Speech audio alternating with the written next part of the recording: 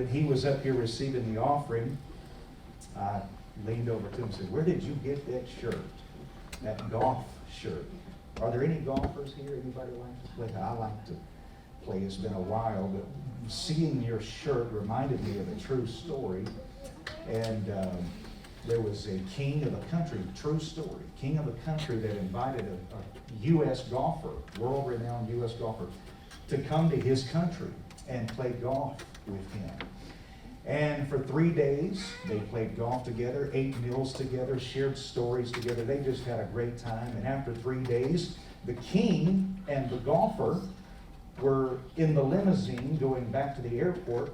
The golfer was going to fly back to the States. And before he got back on the jet, the king said to the golfer, "It is customary of our country to give our guests a gift. We want to give you a gift. Is there anything you need?" And the golfer said, no, it's been my honor to come and play golf with you, and thank you for the invitation. Please don't get me anything. And the king insisted. He said, "No, tell me. Don't offend me. We want to do this. Is there anything you want or desire?" And so the golfer finally said, "If you're going to give me a gift, just get me a golf club. That'll be something to remember this trip by." And the king said, "Done." The golfer got on the jet, flew back to America, and for 3 weeks, this golfer doesn't hear anything from the king. So as you can imagine, his wheels are turning. What's taking them 3 weeks to make a golf club? And he said, "Oh, I know. It's coming from a king. It's going to be a 7-iron with diamonds all over it. Or it's going to be a putter, right? That is gold, 24 karat gold. I mean, coming from a king is going to be different than Walmart. Nothing wrong with Walmart. But coming from a king." And so after 3 weeks, he gets a knock on the door, and it's a certified letter from this king. And it reads, "Thank you for coming to our country. Thank you for playing golf with me. Had a great time. By the way, our country has just purchased 500 acres in America. Enjoy your golf club." Wow.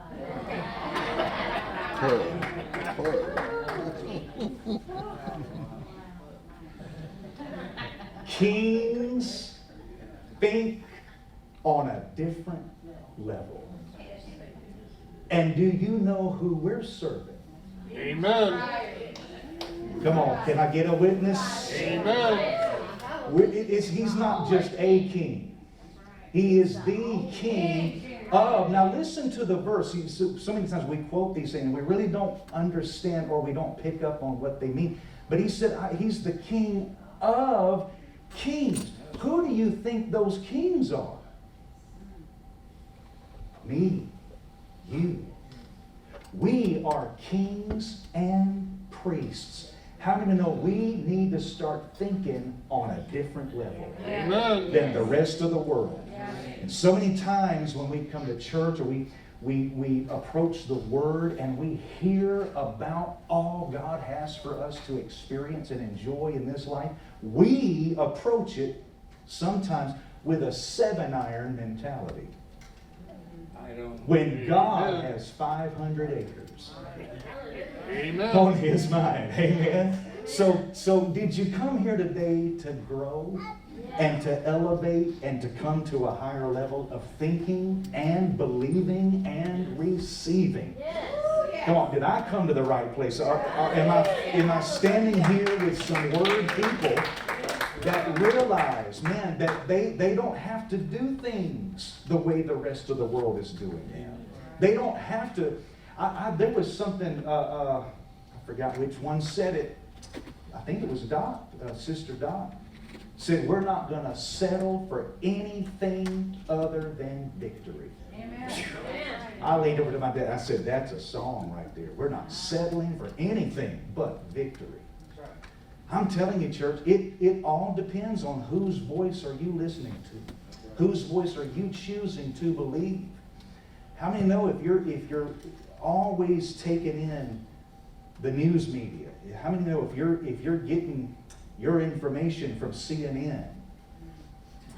You know, Watching CNN right now and then trying to live in peace in this world, it's the equivalent of watching the movie Jaws and then getting in the ocean. It is not going to give you peace and comfort. You know, I mean, everything's going to look like a shark to you.